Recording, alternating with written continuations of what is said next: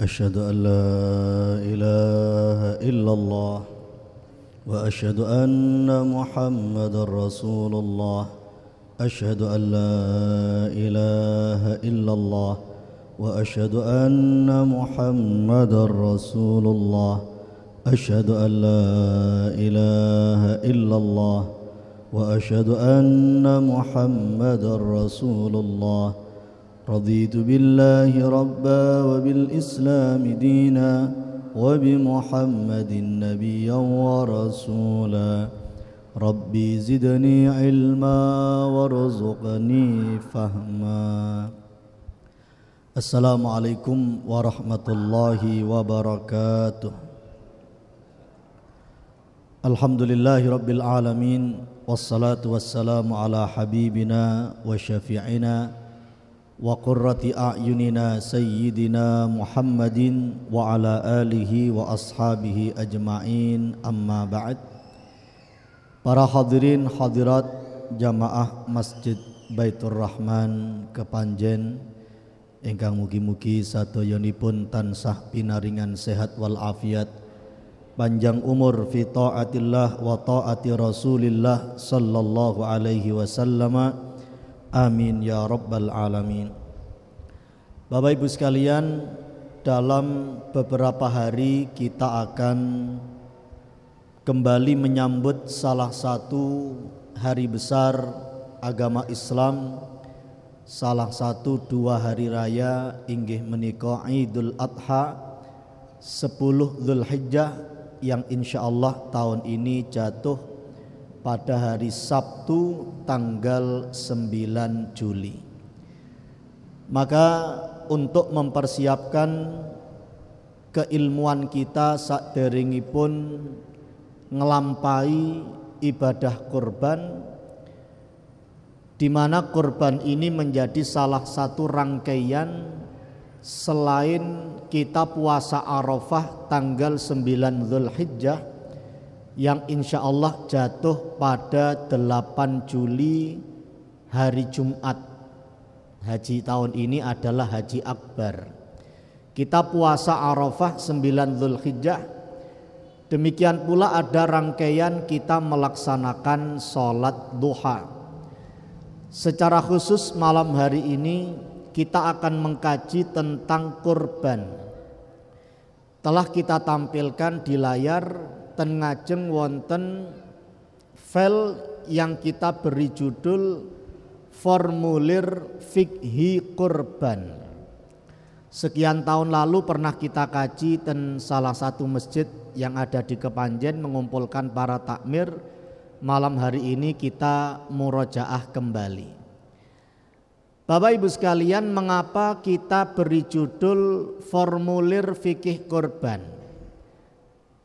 Nopo kok mboten langsung formulir kurban atau fikih kurban?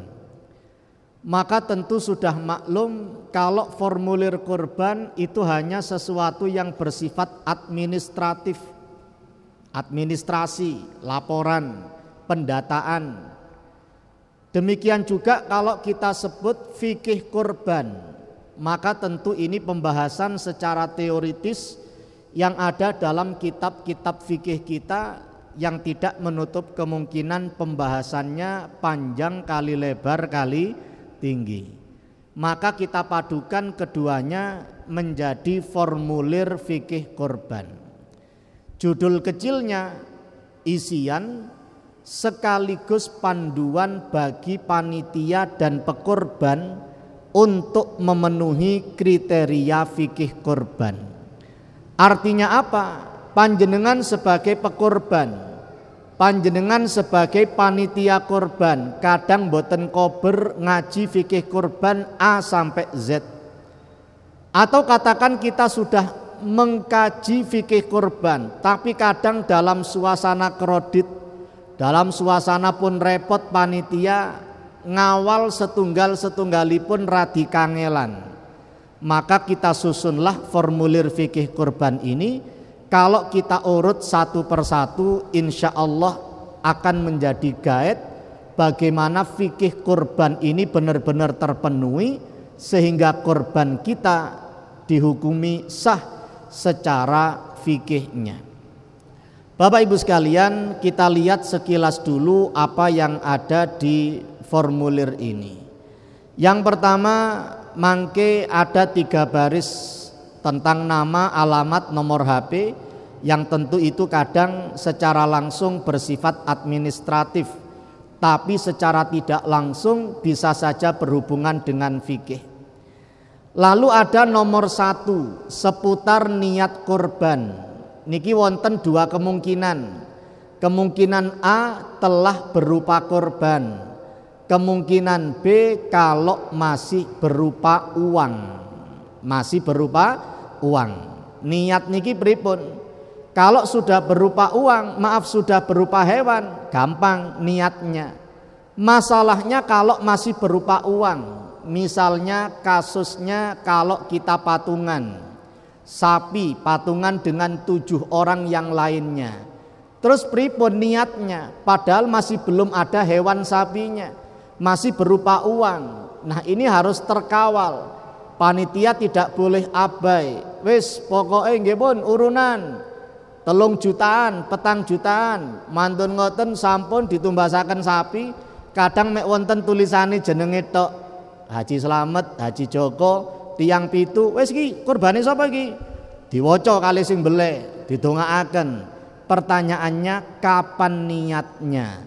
7 orang itu kapan takyinnya, menentukan hewan kurbannya untuk dia niati kapan? Kalau ternyata ketika dia datang ke panitia masih sekali lagi masih membawa uang. Ini nanti akan terkawal melalui formulir fikih kurban ini. Lalu nanti yang C kita masukkan dalam aspek niat, masalah kirim pahala. Ini juga terkait dengan masalah niat sebagaimana nanti akan kita jelaskan. Yang kedua ada perwakilan, ada wakalah dan pemberian izin pada panitia. Poin ini harus dilafalkan oleh pihak 1 dan pihak 2. Pihak 1 pekorban, pihak kedua panitia korban. Maksudnya gimana? Diakatakan, dijelasakan. Pekorban ini memberi izin kepada panitia untuk mengambil jatah hewan korban napa mboten. Kedah minta izin. Karena panitia statusnya sebagai wakil. Dan biasanya panitia itu komitmennya bahkan di banner ditulis panitia penerimaan dan penyaluran hewan kurban. Kan berarti nrimo mantun-mantun dinambahaken disaluraken. Gano ceritane moro nimbang 3 kilo dimasak dhewe. Berarti nggih bannere ditambahi mawon panitia penerimaan dan penggodokan serta penyaluran hewan kurban itu. Nah ini supaya yang diambil panitia itu jelas akadnya halal, halalan thayyibah, dibawa pulang aman secara fikih, ada wakalah, ada proses taukil. Dan ketika kita membicarakan akad taukil berarti harus dilafalkan, harus diikrarkan, mboten angsal mek ditulis tok. Sekali lagi ini bukan formulir kurban tapi formulir fikih kurban. Berarti kembalikan ke akadnya. Le akad taukil nggih diikrarkan, dilafatkan. Sami kali taukil wali. Taukil wali panjenengan nanti hadir akad nikah. Terus kula biasanya jarang ngaos jasan ngeten jarang. Kula lek jasan kadang mek lek hadir akad nikah tok niki. Jagani bek menawa manten lanange gak teko ya. Maksudnya kula taukil, mboten kula pek dhewe. Nah ketika ada taukil harus diikrarkan, wakal tuka, saya mewakilkan kepada kamu untuk menikahkan putri saya siapa. Qabiltul wakalah, saya terima taukil atau pasrah, taukil pasrah wali dari panjenengan. Kan harus ada lafadz, harus ada ikrar. Mboten saged mboten saged. Maka ini sama, tidak cukup ditulis, harus ditaukilkan, diikrarkan. Mengizinkan atau tidak mengizinkan. Lalu yang ketiga biaya perawatan dan penyembelihan hewan kurban serta biaya operasional panitia. Lho napa biaya perawatan kok dimasukkan di fikihnya? Ya, supaya panitia punya dana operasional. Kalau tidak punya dana operasional, kita tidak mengatakan salah mboten, tapi rentan akan terjadi kesalahan. Sekali lagi, kalau panitia kurban tidak ada alokasi atau tidak punya dana operasional kurban, rentan terjadi kesalahan. Kesalahan yang pertama, panitia kurban operasionali dijukukno teko kas masjid mboten angsal, kecuali kas untuk sosial, kas untuk nopo. Tapi kalau itu miliknya masjid, jangan dibuat operasional kurban. Mengapa? Karena kurban itu bukan ibadah yang masuk dalam rangkaian ibadah di masjid. Ibadah ten masjid nggih sembayang, maos Quran, iktikaf, ngaos kados mekaten, atau mungkin menyediakan kopi boleh. Ten Bughyatul Mustarsyidin boleh takmir menyediakan kopi untuk napa niki wau jamaah supaya makin makmur. Tapi kalau kurban termasuk kepanitiaan zakat, operasionalnya jangan diambil dari kas masjid, karena tidak ada hubungannya antara ibadah masjid dengan kurban itu. Adapun biasanya kalau di kampung ada PHBI, panitia kurban, ya biasanya diambil dari panitia masjid, diambil dari panitia musola. Iya, itu karanten biasanya sing nguri-nguri kegiatan syiar agami, biasanya ya takmir masjid musola itu. Tapi sekali lagi tidak ada hubungan antara keduanya. Lho Ustaz, lek kula kurban kan akhirnya masjidnya dadi rame. Nggih, rame masjidnya tapi rame antri kupon. Mboten antri sembayang, mboten antri iktikaf. Berarti sediakan operasional perawatan penyembelihan hewan kurban. Kesalahan yang kedua yang rentan terjadi kalau panitia nggak punya biaya operasional baik perawatan dan penyembelihan hewan kurban. Biasanya jazar, juru sembelihnya atau tukang bolengnya dikasih kulit. Diniati apa? Diniati untuk ongkosnya. Aku gak iso ngongkosi, gak duwe ojir, tapi engko kulite ae sampean gawa. Iki ana kulit sapi 4, ana kulit wedhus 10. Wis sampean bagi tukang bolenge pira. Diniati ngongkosi. Niki nggih mboten angsal, karena seakan-akan menguangkan kulit itu. Termasuk tidak boleh terjadi praktek penjualan kulit kurban. Dalam hadis riwayat Al-Hakim dikatakan, man ba'a jilda udhiyatihi fala udhiyatalahu. Siapa yang menjual kulit hewan kurbannya, maka kurbannya tidak sah. Ini yang sering diingatkan oleh almarhum Romo Kiai Basori Alwi rahimahullahu rahmatal abrar. Jangan sampai panitia menjual kulit kurban. Sebagai apa? Penjual atau praktek jual beli yang sah itu kalau menjual barang miliknya sendiri. Kulo nyade HP niki angsal, wong niki HP kulo. Tapi kulo nyade laptop niki mboten angsal, wong niki laptope takmir, kulo nyambut. Sama dengan panitia jual kulit kurban itu loh. Sebagai apa dia? Wong kulit itu bukan miliknya. Oh saya mewakili pekurban. Saya tadi sudah izin. Saya sebagai panitia Pak pekurban, kulo mangke nggih siap kulo trami kurban panjenengan, saya terima. Nanti kulitnya saya jualkan ya. Wis gak apa-apa wis sampean dolno wis. Niki panitiae tewur, sing kurban nggih tewur niki. Pekurban gak boleh. Selagi pekurban gak boleh jual kulit kurban, maka panitia sebagai wakilnya juga tidak boleh menjual kulit kurban. Faqidu syai' la yu'ti. Terus solusinya gimana? Lek daging gampang Ustaz. Lek daging niku langsung diolah jadi makanan bisa. Tapi lek kulit sik leren dingetenaken kadang biasai praktise didol. Maka ada celah fikih di situ. Dikatakan satu-satunya pihak yang boleh menjual kulit hewan kurban adalah penerima yang miskin. Penerima yang miskin. Pekurban nggak boleh jual. Panitia sebagai wakil pekurban nggak boleh. Apalagi menjual secara sepihak juga nggak boleh. Penerima yang kaya, yang mampu itu tidak boleh dia menjual kulit kurban. Tapi penerima yang miskin dialah mustahik, dialah pemilik dari kulit kurban itu, boleh dia menjual. Maka insya Allah di sini ada solusi, ada jalan keluar yang tidak keluar jalan. Siapkan fakir miskin pinten tiang sedoso diparingi setunggal-setunggal. Selain itu juga dikasih daging. Pun ini kulit damel jenengan, terserah badhe jenengan sate, jenengan damel cecek, damel nopo terserah. Kula sate nggih lho terserah jenengan. Jenengan dolaken Pak ngomong ke panitia jenengan sadeaken. Oh jenengan makilaken ten kula nggih sadeaken.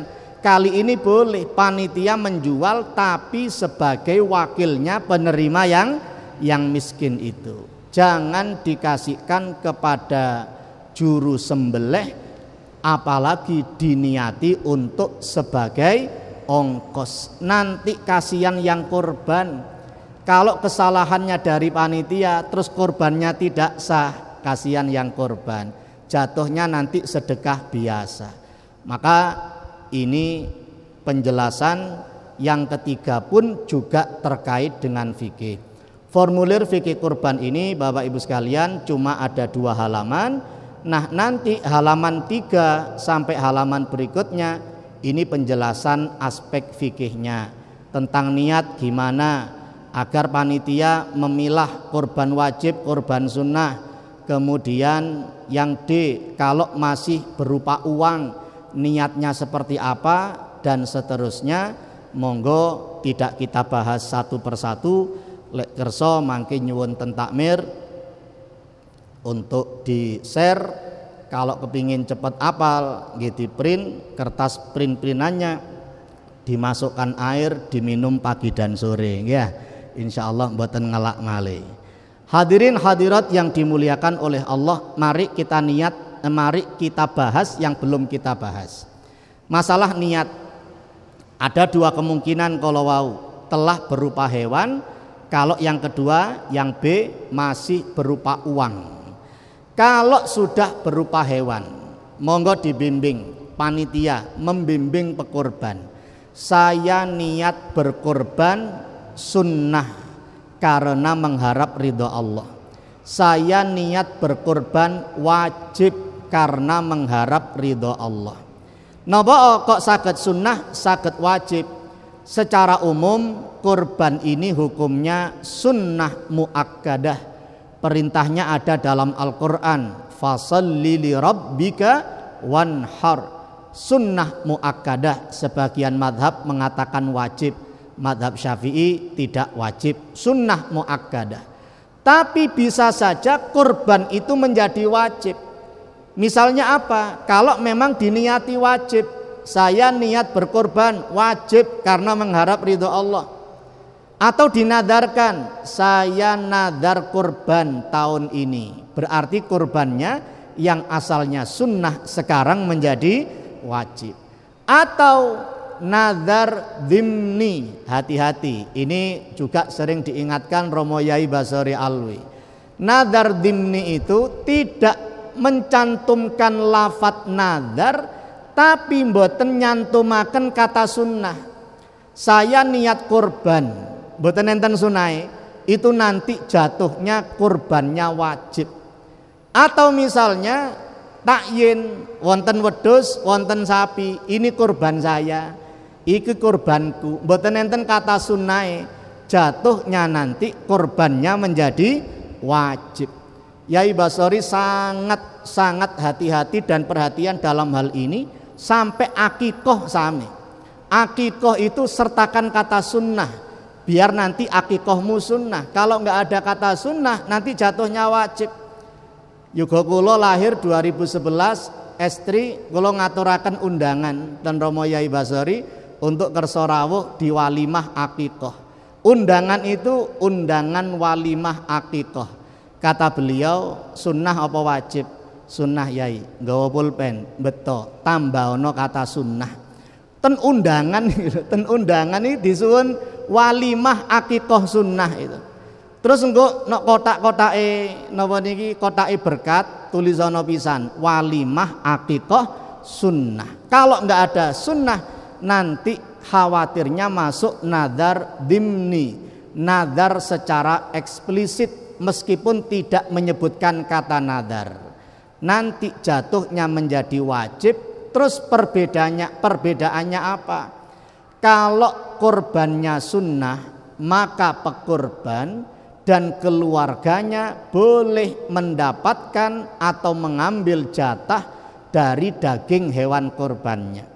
Tapi kalau korbannya wajib, maka pekorban dan keluarganya tidak boleh mengambil jatah dari daging atau apapun dari hewan korban itu. Niki benten nih, meskipun korban wajib itu pahalanya lebih besar. Jenengan lek nadar sekali-kali umpami nadar ngoten ya. Nadar terus kurban panjenengan saknika wajib, maka kurban wajib panjenengan pahalanya lebih besar daripada kurban sunnah. Ketentuan umumnya seperti itu. Salat wajib pahalanya lebih besar daripada salat sunnah. Puasa wajib, puasa Ramadan pahalanya lebih besar daripada puasa Arafah yang sunnah. Ketentuan umum seperti itu, kecuali salam. Salam, mengulukkan salam itu wajib, sunnah. Menjawab salam hukumnya wajib. Salam ini saja yang sunnah mengalahkan yang wajib. Yang pertama kali mengulukkan salam itu pahalanya yang lebih besar, padahal sunnah mengalahkan yang jawab salam, padahal yang jawab hukumnya apa? Wajib, dikalahkan oleh yang sunnah bab salam. Keranten napa panjenengan jawab salam, keranten wonten sing mengucapkan salam. Lek ana sing mengucapkan salam ora menem-menem Waalaikumsalam. Jam 1:05 ngeten ya. Pandome miring nang kulon kabeh. Memang yang wajib mengalahkan yang sunnah. Jenengan nadar iktikaf. Nadartul i'tikafa fi hadzal masjid. Saya nadar iktikaf di masjid ini. Terus masuk masjid ditambahi kata fardhon. Saya niat iktikaf di masjid ini fardu karena Allah Ta'ala. Podo-podo longgo le iktikafin jenengan nadarakan, maka iktikaf panjenengan yang wajib lebih banyak pahalanya daripada iktikaf yang sunnah. Apalagi yang tidak niat iktikaf sama sekali. Monggo niat iktikaf ten lebete manah piyambak. Allahumma sholli ala Sayyidina Muhammad. Nanti kalau terjadi seperti ini, panitia harus memilah catatan agar panitia membimbing niat sesuai status kurbannya dan atas dirinya atau keluarganya. Bila merupakan kurban wajib, maka daging, kulit dan bagian lainnya dari hewan kurban tidak boleh ada yang terbagikan kepada pekurban dan keluarganya. Termasuk nggih panitia kalau dia posisinya sebagai wakil. Dewek norek iki kurban wajib wis tewur wong repot-repoti ae ya. Tapi kita hormati wong kita melayani mereka, didewekaken. Kalau satu sapi ada yang nadar satu dibagi pitu sing 6/6 yang lain sunnah. Nah ini yang sepertujuh yang jumlahnya 6 itu sunnah. Ditaksir aja dikira-kira sepertujuh ini wajib, ojo sampai balik nang pekurban dan keluarganya. Hewan kurban tersebut ini teknis kambing berapa ekor, namanya siapa, bukan nama kambingnya tapi nama pekurbannya. Sapi sejumlah berapa ekor, kalau patungan maksimal 7 orang, namanya siapa saja. Kawal masalah niatnya, harus niat dan kawal apakah sunnah atau wajib. Biasanya orang itu sunnah, tapi sebutkan kata sunnahnya. Yang B, kalau masih berupa uang, Berarti ada taukil, ada perwakilan.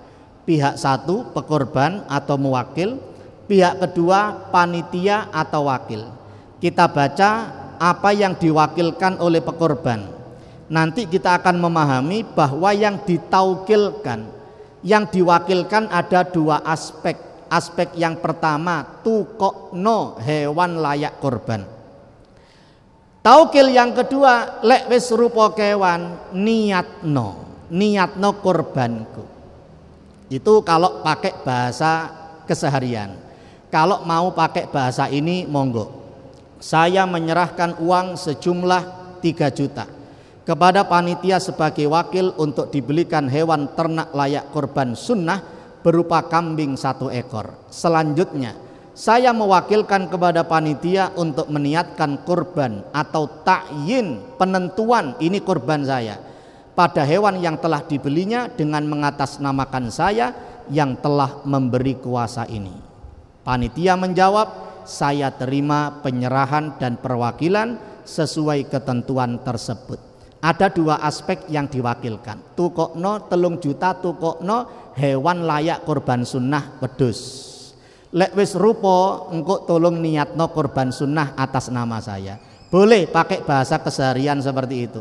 Atau mau pakai bahasa resmi ngeten monggo. Saya menyerahkan uang sejumlah, saya terima nok mburi sah. Barakallahu laka wa baraka alaika wa jama'a bainakuma fi khair. Ya. 2 ini perhatikan. Terutama sekali lagi yang tadi kita sampaikan, yang patungan-patungan itu. Patungan-patungan itu kadang ya nopo lek mboten niat terus pripun, padahal innamal a'malu binniyat. Panggil satu-satu, wis sampeyan wis rupa sapi, kurbane sampean wis tak tukokno, tak rupakno sapi, tak rupakno sapi, 7 diceluk kabeh. Waduh gak sempat aku, wakilno nang aku saiki, wakilno. Dari seberang dia mengatakan, ya wis niat kurban sunnah tak wakilno nang sampeyan. Yo tak terima, tak niatno engko kurban sunnahe sampeyan. Yang penting ada seperti itu terus diniati kurban sunnah. Jangan sampai tidak niat. C. Kirim pahala. Bapak Ibu sekalian, nopo kirim pahala kula lebetaken ten bab niat. Ini ada kasus dan sering pertanyaan. Tiap tahun mesti wonten pertanyaan. Ustadz, bolehkah saya berkorban atas nama bapak saya? Bolehkah napa nggih? Saya mengorbankan bapak saya. Napa?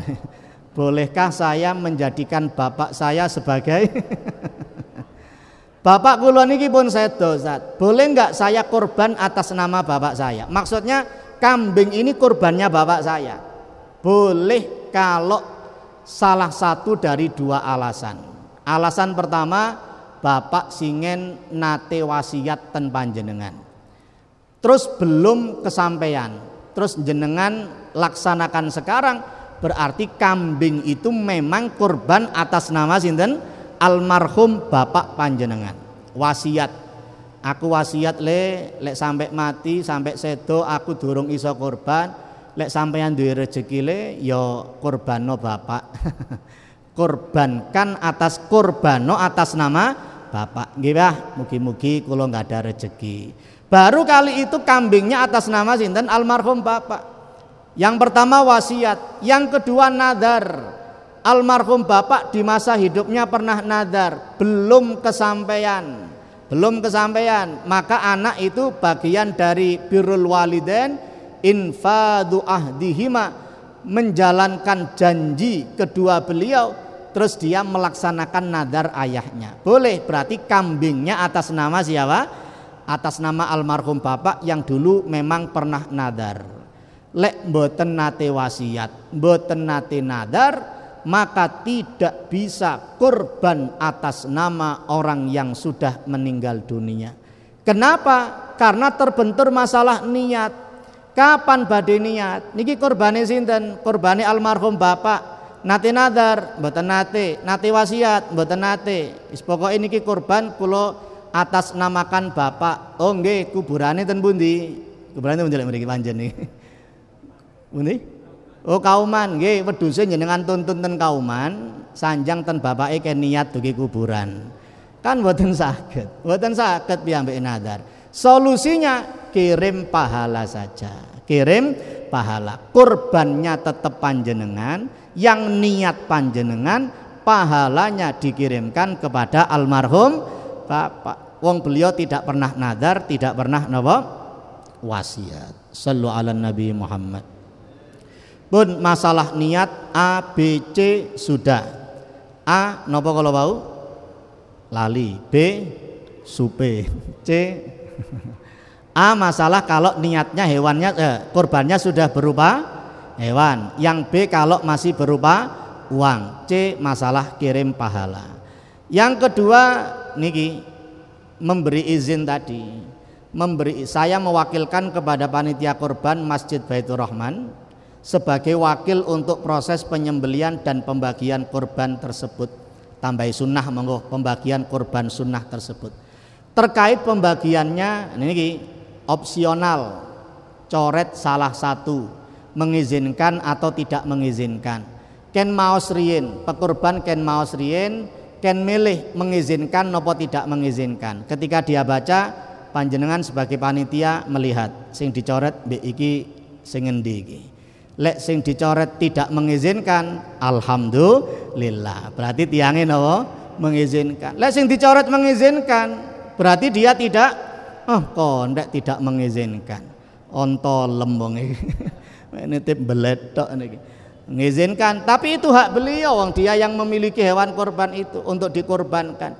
Terkait pembagiannya, saya mengizinkan pada panitia untuk ikut mendapatkan jatah dari hewan kurban ini. Monggo lek dilanjutkan sejumlah 3 kg, sejumlah nopo monggo. Panitia setelah dicoret tidak cukup dicoret dan diisi, tapi dinamakan, dibaca, diikrarkan, dilafalkan, karena ini bab wakalah. Dijawab oleh panitia, saya terima perwakilan sesuai ketentuan tersebut. Sampun yang terakhir biaya perawatan tadi sudah kita singgung, intinya jangan sampai diambil dari kas masjid, jangan sampai dengan alasan butuh biaya kulit-kulit dijual untuk kasnya panitia, atau mungkin karena sulit terus moro ngoten didol, kecuali penerima yang miskin tadi. Yang ini sudah kita bahas, itu pun sudah menjadi keputusan Nahdlatul Ulama. Apa ngaji nok Baitur Rahman anyar mulai biyen aku ngedol kulit ya gak ono sing masalahno. Itu ternyata sudah menjadi keputusan Muktamar ke-27 Nahdlatul Ulama di Situbondo 8 sampai 21 Desember 84. Keputusannya bareng dengan ketika Nahdlatul Ulama menerima Pancasila. Bunyinya, menjual kulit hewan kurban tidak boleh kecuali oleh mustahiknya, yang berhak atas kulit-kulit itu, yang fakir atau miskin. Sedangkan mustahik yang kaya menurut pendapat yang muktamad tidak boleh. Sebagian ulama mazhab Syafi'i dan seterusnya. Ini hadis yang riwayat Al-Hakim, man ba'a jilda udhiyatihi fala udhiyatalahu. Siapa yang menjual kulit hewan kurban, maka dia tidak memperoleh kurban apapun, jatuhnya sedekah biasa. Wallahu a'lam bishawab. Ada waktu barangkali ada yang perlu didiskusikan, monggo dipun sumanggaaken. Wonten? Masih ada waktu 10 menit. Sampun jelas nggih? Nggih, sedikit menyinggung masalah PMK, penyakit mulut dan kulit yang menimpa sapi, mewabah di kalangan sapi, kambing dan kerbau. Maka sudah ada keputusan dari 2 lembaga. Yang pertama Majelis Ulama Indonesia, yang kedua Bahthul Masail Nahdlatul Ulama. Intinya kemudian dirinci, PMK itu menyebabkan penyakit ringan, penyakit sedang atau penyakit berat. Kenapa? Karena tidak semua hewan itu bisa menjadi hewan kurban, harus hewan layak kurban. Makanya yang sering kita dengar nggak boleh cacat, nggak boleh pincang, nggak boleh tanduknya hilang misalkan. Nah sekarang kalau sakit gimana? Keputusan Majelis Ulama Indonesia, kalau penyakit berat maka tidak bisa jadi hewan kurban.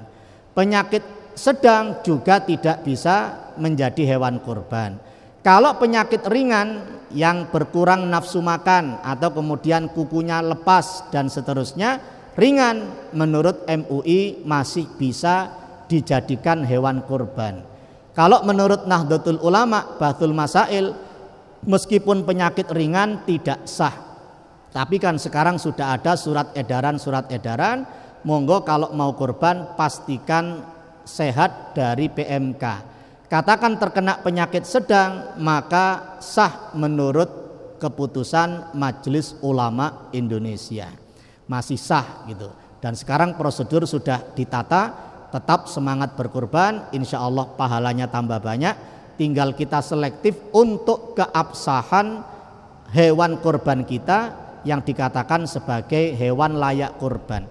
Katakan 10 Dzulhijjah sakitnya ringan, ditangani dokter hewan kok sembuh sebelum hari tasyrik, sebelum 13 Dzulhijjah, monggo dijadikan kurban boleh.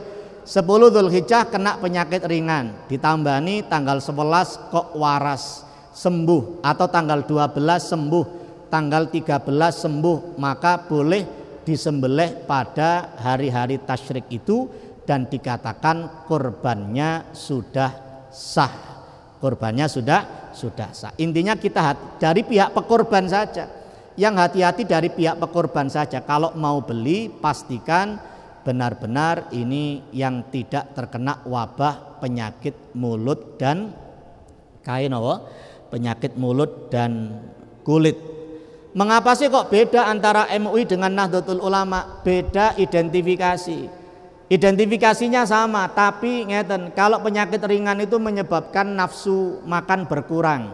Tiap hari kata dokter hewan yang dihadirkan di Bahthul Masail bisa berkurang 1 kilo sampai 2 kilo. Lah menurut MUI itu tidak masalah, dan ini lebih logis. Keranten apa? Ketika dibawa itu kan ya malam hari raya. Kita mau mendeteksi berkurangnya 1 kilo itu kapan? Masa jam 1 awan moro mengkeret. Itu kan karena berkurangnya nafsu makan. Kalau menurut Bahthul Masail, berkurang karena kena penyakit ringan gara-gara nafsu makan berkurang, itu termasuk aib atau cacat yang menyebabkan kurban itu menjadi tidak sah. Menurut Majelis Ulama Indonesia tetap sah selagi penyakitnya penyakit ringan, kecuali sudah sedang dan berat. Sampun mboten enten, mugi-mugi dados ilmu ingkang barokah manfaat maslahat fid dini wad dunya wal akhirah, dan semoga kurban yang kita lakukan benar-benar sesuai dengan keabsahan fikih. Semoga formulir ini memudahkan, tidak membuat kita ketakutan, apalagi kita panitia apapun, panitia kurban, panitia zakat, itu memang kedah dielmoni, semuanya kedah dielmoni. Waman bighairi ilmin ya'malu a'maluhu mardudatun la tuqbalu. Siapa orang yang beribadah tanpa ilmu, maka ibadahnya ditolak, tidak diterima oleh Allah Subhanahu wa taala. Maka kewajiban kita untuk terus talabul ilmi, mencari ilmu, ngangsu kaweruh, dan insya Allah kalau kita jadi panitia kurban, pahalanya besar karena kita memfasilitasi orang untuk beribadah, dan ibadahnya adalah ibadah yang agung ini. Mangke kalau mau bedanya Idul Fitri dengan Idul Adha, kalau Idul Fitri agak dicepatkan sholatnya, agak dilambatkan sholatnya untuk memberi kesempatan orang-orang yang masih belum mengeluarkan zakat. Tapi kalau Idul Adha disunnahkan untuk disegerakan pelaksanaan sholatnya untuk memberi kesempatan penyembelihan kurban supaya waktunya lebih panjang. Dan sunnah panjenengan di Idul Adha mangke tidak makan dulu, supaya yang pertama kali masuk ke dalam perut adalah hasil olahan daging kurban. Niku lek kurban dhewe mbele dhewe ya. Tapi lek ngandalno kiriman teko panitia nggih jam 3 sore jenengan kait sarapan. Ya lek panitia eling, lek panitia lali semaput jenengan riyo-riyo. Kalau bisa kurban dhewe umpami dibele dhewe, yang pertama kali masuk ke dalam perut kita adalah hasil olahan masakan kambing kurban. Mugi-mugi pahala kita makin banyak, kita dicatat oleh Allah sebagai orang yang baik, dan kapanpun kita wafat dalam keadaan melakukan puncak kebaikan kita. Amin ya rabbal alamin. Alhamdulillahirabbil alamin, wassalatu wassalamu ala sayyidina Muhammadin wa ala alihi wa sahbihi ajma'in. Allahumma inna na'udzubika min ilmin la yanfa wa qalbin la yakhsha wa amalin la yurfa wa da'watin la yustajabu laha. Allahumma ja'alna hadina muhtadin ghaira dhallin wala mudillin harban li a'daik silman li awliyaik nuhibbu bi hubbikan nas wa nu'adi bi adawatika man khalafaka min khalqik. Allahumma ighfir lana wa liwalidina warhamhum kama rabbawna shighara. Rabbana hab lana min azwajina wa dhurriyyatina qurrata a'yuni waj'alna lil muttaqina imama. Allahumma kama farrahtana fi hadhihi dunya fafarrihna fil akhirah. Rabbana atina fid dunya hasanah wa fil akhirati hasanah wa qina adzaban nar. Jazallahu anna sayyidina Muhammadan sallallahu alaihi wasallam ma huwa ahluh wa sallallahu ala sayyidina Muhammadin wa ala alihi wa sahbihi wasallam. Subhanakallahumma wa bihamdika asyhadu an la ilaha illa anta astaghfiruka wa atubu ilaik. Bismillahirrahmanirrahim. Wal 'asri innal insana lafi khusrin illa alladhina amanu wa 'amilus salihati wa tawasaw bil haqqi wa tawasaw bis sabr. Rabbana taqabbal minna waqbalna bisirril Fatihah. Wallahul muwaffiq ila aqwamit thariq. Wassalamualaikum warahmatullahi wabarakatuh.